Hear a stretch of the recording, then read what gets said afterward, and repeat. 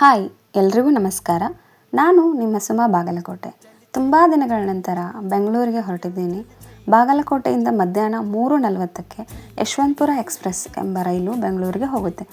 ಇದರ general charge ಬಂದು 230 ಹಾಗೂ ರಿಸರ್ವೇಷನ್ ಚಾರ್ಜ್ ಬಂದು 480. ಈ ಟ್ರೈನ್ನಲ್ಲಿ ನಾನು ನನ್ನ ಪ್ರಯಾಣನ ಆರಂಭಿಸಿದೆ ಮಧ್ಯಾಹ್ನ. ನಂತರ ಬೆಳಗ್ಗೆ 5 ಗಂಟೆಗೆ ಯಶವಂತಪುರ ರೀಚ್ ಆಗಿ ಅಲ್ಲೇ ಗೋವರ್ಧನ್ ಥಿಯೇಟ್ರ್ ಹತ್ತಿರ ಒಂದು ಹೋಟೆಲ್ನಲ್ಲಿ ಸ್ವಲ್ಪ ರೆಸ್ಟ್ ಮಾಡೋಣ ಅಂತ ಉಳ್ಕೊಂಡೆ. ಅಲ್ಲಿಂದ 9 ಗಂಟೆಗೆ ಬೆಂಗಳೂರು ಮೆಟ್ರೋ ಎಕ್ಸ್ಪ್ಲೋರ್ ಮಾಡೋಣ ಅಂತ ಹೊರಟೆ. ಬೆಂಗಳೂರು ಮೆಟ್ರೋ ಅಂತೂ ಫುಲ್ ರಶ್, ಜನ ತುಂಬಿ ಹೋಗಿದ್ರು. ಆದರೆ ಏನು ಮಾಡೋದು, ಎಕ್ಸ್ಪ್ಲೋರ್ ಮಾಡಲೇಬೇಕು ಅನ್ನೋ ಆಸೆಯಿಂದ ಮೆಟ್ರೋ ಹತ್ತಿ ನಾನು ಹೊರಟೆ. ಯಶವಂತಪುರದಿಂದ ವಿಧಾನಸೌಧ ಸ್ಟಾಪ್ಗೆ 50 ರೂಪಾಯಿ ಟಿಕೆಟ್ ಇದೆ. ಹಾಗೋ ಹೀಗೋ ಮಾಡಿ ಫೈನಲಿ ನಮ್ಮ ವಿಧಾನಸೌಧ ನೋಡೋಕ್ಕೆ ನಾನು ಬಂದೇ ಬಿಟ್ಟೆ. ಆಹಾ, ಎಷ್ಟು ಚಂದ ಅಲ್ವಾ ನಮ್ಮ ವಿಧಾನಸೌಧ. ನೋಡೋಕ್ಕೆ 2 ಕಣ್ಣು ಸಾಲದು ಹಾಗಿದೆ. ವಿಧಾನಸೌಧ ಕರ್ನಾಟಕ ರಾಜ್ಯದ ಶಾಸಕಾಂಗದ ಕಟ್ಟಡ ಹಾಗೂ ರಾಜ್ಯದ ವಿಧಾನಸಭೆಗೆ ಮತ್ತು ವಿಧಾನ ಪರಿಷತ್ತಿಗೆ ಇದು ಒಂದು ನೆಲೆ ಆಗಿದೆ. ಇದನ್ನು 1956ರಲ್ಲಿ ನಿರ್ಮಾಣ ಮಾಡಲಾಯಿತು. ಇದು ಗಾಂಧಿಯನ್ ಶೈಲಿಯ ವಾಸ್ತುಶಿಲ್ಪಕ್ಕೆ ಒಂದು ಅತ್ಯುತ್ತಮ ಉದಾಹರಣೆಯಾಗಿದೆ. ನಾವು ಇಲ್ಲಿ ಕಟ್ಟಡದ ಮುಂದೆ ದೊಡ್ಡ ಗೇಟುಗಳು, ಶಿಲ್ಪಗಳು ಮತ್ತು ಕಲ್ಲಿನ ಕೆತ್ತನೆಗಳನ್ನು ನೋಡಬಹುದು. ಆದರೆ ಒಂದು ಬೇಜಾರಿನ ಸಂಗತಿ ಏನೆಂದರೆ ಇಲ್ಲಿ ಒಳಗೆ ಹೋಗಲು ಸೂಕ್ತ ಅನುಮತಿ ಪತ್ರ ಬೇಕೇ ಬೇಕು.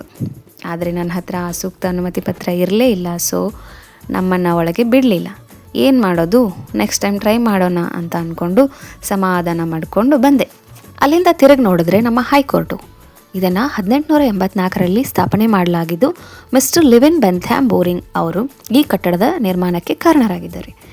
ಇದನ್ನು 1884ರಲ್ಲಿ ಶ್ರೀ ಕೃಷ್ಣರಾಜ ಒಡೆಯರ್ ಅವರು ಅಂಗೀಕಾರ ಮಾಡಿಕೊಂಡ್ರು ಹಾಗೂ 1885ರಲ್ಲಿ ಮೊದಲ ಮುಖ್ಯ ನ್ಯಾಯಾಧೀಶರಾಗಿ ಶ್ರೀ TR ತಂಬೂರಿ ಶೆಟ್ಟಿ ಎಂಬುವರು ನೇಮಕ ಆದರು. ಇದನ್ನು ಕೆಂಪು ಬಣ್ಣದ ಇಟ್ಟಿಗೆಗಳಿಂದ ನಿರ್ಮಿಸಲಾಗಿದ್ದು ಇದನ್ನು ಬೆಂಗಳೂರು ಹೈಕೋರ್ಟ್ ಹಾಗೂ ಅಟಾರ ಕಚೇರಿ ಎಂದು ಕರೀತಾರೆ. ಇಲ್ಲಿ 62 ನ್ಯಾಯಾಧೀಶರಿದ್ದು ಪ್ರಸ್ತುತ ವಿಭು ಬಕ್ರು ಎಂಬುವರು ಮುಖ್ಯ ನ್ಯಾಯಾಧೀಶರಾಗಿದ್ದಾರೆ.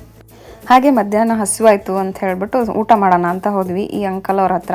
ಸೊ ಸೂಪರ್ ಆಗಿರೋ ಮುದ್ದೆ ಕೊಟ್ಟರು, ಊಟ ಮಾಡಿದ್ವಿ. ಅದಾದಮೇಲೆ ಒರಾಯನ್ ಮಾಲ್ಗೆ ಬಂದ್ವಿ. ನೋಡಿ ಒರಾಯನ್ ಮಾಲ್ ಎಷ್ಟು ಚೆನ್ನಾಗಿದೆ ಅಂತ. ಒರಾಯನ್ ಮಾಲ್ ಉದ್ಘಾಟನೆ ಆಗಿದ್ದು 2012ರಲ್ಲಿ. ಇದನ್ನು ಬ್ರಿಗೇಡ್ ಗ್ರೂಪ್ ಅವರು ಡೆವಲಪ್ ಮಾಡಿದರು.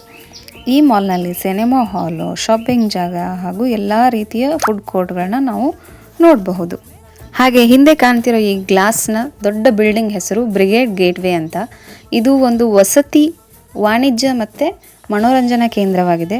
ಬ್ರಿಗೇಡ್ ಗ್ರೂಪನ್ನು 1986ರಲ್ಲಿ ಸ್ಥಾಪನೆ ಮಾಡಿದ್ದು. ಇದು ಅನೇಕ ಯೋಜನೆಗಳನ್ನು ನಿರ್ಮಿಸಿದೆ ಇಲ್ಲಿವರೆಗೂ.